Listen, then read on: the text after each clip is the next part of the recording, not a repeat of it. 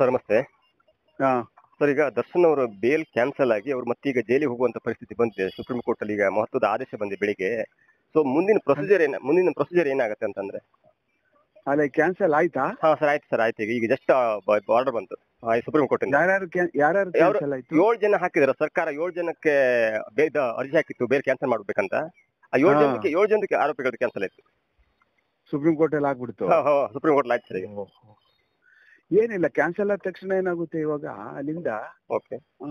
Bail cancel ಆದ ತಕ್ಷಣನೇ ಅಲ್ಲಿಂದ ಆದೇಶ ತಗೊಂಡ್ ಬಂದ ತಕ್ಷಣನೇ ಇವರು ಅವ್ರನ್ನ ದಸ್ತಗಿರಿ ಮಾಡಿ ಒಳಗಡೆ ಬಿಡ್ತಕ್ಕಂಥದ್ದು ಅಷ್ಟೇನೆ. ಇನ್ನೇನ್ ಬೇರೆ ಏನೋ ಆಲ್ಟರ್ನೇಟಿವ್ ರೆಮಿಡಿನೇ ಇಲ್ಲ. ಅಂದ್ರೆ ಅವರು ಪರಪ್ಪನಗ್ರಹ ಅಥವಾ ಹಳಿ ಜೈಲಲ್ಲಿ ಅದೇ ಪ್ಲೇಸಿಗೆ ಕಳಿಸ್ತಾರ ಅವರನ್ನು ಸರ್?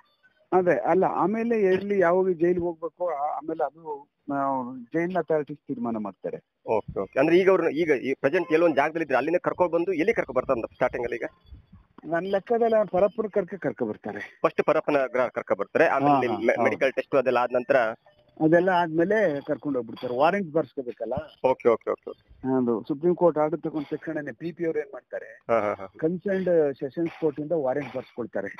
ಕಾಪಿ ಕೊಟ್ಟು ಸೆಷನ್ಸ್ ಕೋರ್ಟ್ ಇಂದ ಓಕೆ ವಾರೆಂಟ್ ಬರ್ಸ್ಕೊಂಡು ವಾರೆಂಟ್ ಮುಖಾಂತರ ಒಳಗ್ ಕಳಿಸ್ತಾರೆ. ಓಕೆ. ಅಂದ್ರೆ ಸುಪ್ರೀಂ ಕೋರ್ಟ್ ಆದೇಶದಲ್ಲಿ ಸ್ಪಷ್ಟವಾಗಿದೆ, ಅಂದ್ರೆ ನೀವು ಯಾವುದೇ ಕಾರಣಕ್ಕೂ ಕೂಡ ಈ ಆರೋಪಿಗಳಿಗೆ 5 ಸ್ಟಾರ್ ಫೆಸಿಲಿಟಿ ಕೊಟ್ಟು ನಿಮ್ಮನ್ನು ಕೂಡ ಅಮಾನತ್ ಮಾಡ್ತೇವೆ ಅಂತ ಆದೇಶದಲ್ಲಿದೆ.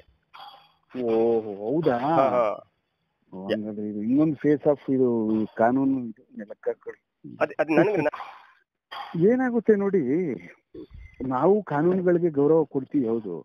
ಬಟ್ ಏನಾಗುತ್ತೆ ಒಂದೊಂದ್ರಲ್ಲಿ ಈ ತರ ಕಾನೂನುಗಳಲ್ಲಿ ಎಷ್ಟು ತರ ಕಾನೂನು, ಕೆಲವಷ್ಟೆಲ್ಲ ಕಾನೂನುಗಳಲ್ಲಿ ಹೋದಾಗ ಏನಾಗುತ್ತೆ, ಬೇಲ್ ಇದೆ ಅಲ್ರಿ, ಎಷ್ಟು ದಿವಸ ಬೇಲ್ಗೆಲ್ಲ ನಮ್ಮ ಇದಕ್ಕೆ ಬರ್ತೀರಿ, ಸುಪ್ರೀಂ ಕೋರ್ಟ್ ವರ್ಗು ಬರ್ತೀರಿ ಎನ್ನುವಂತ ಆದೇಶಗಳು ನಾವು ಈಗಾಗಲೇ ನೋಡಿದೀವಿ. ಅಲ್ಲೇ ಡಿಸ್ಕ್ರಿಷನ್ ಮಾಡಿ ಅಲ್ಲೇ ನೀವು ಕೊಡ್ಬೋದಲ್ಲ. ಹೌದು. ಬೇಲ್ವರ್ಗು ಯಾಕೆ ನಮ್ಗೆ ಬೇರೆ ಕೆಲಸ ಇಲ್ವಾ ಅಂತ ಆದೇಶಗಳು ಸಹ ನಾವು ನೋಡಿದೀವಿ. ಓಕೆ. ಬಟ್ ಇದು ಕರ್ನಾಟಕ ಪೊಲೀಸರಿಗೆ ಒಂದು ದೊಡ್ಡ ಗೆಲುವು ಅಂತ ಹೇಳ್ಬೋದು. ಪೊಲೀಸರು ಮಾಡಿದಂತ ಕೆಲಸಕ್ಕೆ ನಾವು ಅದು ಸರಿ ಇಲ್ಲ ಅಂತ ಹೇಳುವಂಗೆ ಇಲ್ಲ. ಅದು ಕ್ರಮಬದ್ಧವಾದಂತ ಕೆಲಸನೇ. ಒಬ್ಬ ಪೊಲೀಸ್ ಅಧಿಕಾರಿಗಳು ಮಾಡುವಂತದ್ದು 100% ಸರಿಯಾದಂತ ಕೆಲಸ ಇದು.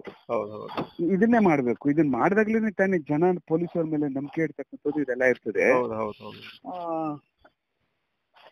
ಆದ್ರೆ ನಾವು ಕೆಳ ನ್ಯಾಯಾಲಯ ಮಾಡ್ಬಿಡ್ತಲ್ಲ ಹಂಗೆ ಅಂತ ಅನ್ಬಿಟ್ಟು ಅಂತ ನಾವು ತಲೆ ಕೆಡ್ಸ್ಕೊಳ್ಳುವಂತದ್ದೇನೆ. ನ್ಯಾಯಾಲಯದಲ್ಲಿ ಯಾಕೆ ಸ್ವೀಕಾರ ಮಾಡ್ತಾವೋ ಅದು ಆ ತರ ಹೋಗುತ್ತೆ. ನಾವು ನ್ಯಾಯಾಲಯಗಳನ್ನ ಬಟ್ ಒಂದ್ಸಲ ಏನಾಯ್ತಂದ್ರೆ ಎರಡೇ ದಿನದಲ್ಲಿ ಕೊಲೆಯಾದ 2 ದಿನದ ಸಾಕ್ಷಿ ಸಿಕ್ತು, ಆರೋಪಿಗಳು ಸಿಕ್ತು, ಆದ್ರೂ ಕೂಡ ಸಾಕ್ಷ್ಯನ ಪರಿಗಣಿಸಿದ್ರು ಯಾಕೆ ಬೇಲ್ ಸಿಕ್ತು ಅನ್ನೋದು ಸಮಾಜದಲ್ಲಿ ದೊಡ್ಡ ಕುತೂಹಲ ಆಗಿತ್ತು ಅವಾಗ. ಹೌದು, ಹಲವಾರುಗಳ ಇದರಲ್ಲಿ ಐ ವಿಟ್ನೆಸಸ್ ಇದ್ದಂತ ಕೇಸಸ್ಗಳಲ್ಲೂ ಸಹ ಬೇಲ್ ಸಿಕ್ಕಿದಾವಲ್ಲ, ಸುಪ್ರೀಂ ಕೋರ್ಟ್ಲೆ ಕೊಟ್ಟಿದೆಯಲ್ಲ. ಕಡ್ದಾಗ್ತಾ ಇರೋದನ್ನ ನೋಡಿರುವಂತ ಡಜನ್ ಗಟ್ಲೆ ಆರೋಪಿಗಳಿದ್ರು ಸಹ 5 ವಿಟ್ನೆಸಸ್ ಗಳಿದ್ರು ಸಿಕ್ಕಿದೆ.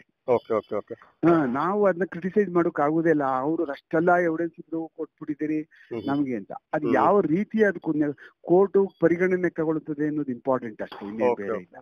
ಎಲ್ಲರಿಗೂ ಮಿಗಿಲಾಗಿ ನ್ಯಾಯಮೂರ್ತಿಗಳ ಒಂದು ಇದಕ್ ಬಿಡತ್ತೆ. ಹೌದು, ಅವ್ರು ಯಾವ ತರ ಸ್ವೀಕಾರ ಮಾಡ್ತಾರೆ ಅನ್ನೋದು ಅಷ್ಟೇ ಇಂಪಾರ್ಟೆಂಟ್. ಎಲ್ರಿಗೂ ಇದು ದೊಡ್ಡ ಪಾಠ. ಹೌದೌದು, ಖಂಡಿತವಾಗ್ಲೂ ಪಾಠ ಇದು. ಥ್ಯಾಂಕ್ಸ್ ಸರ್ ತಮ್ಮ ಮಾಹಿತಿಗಾಗಿ.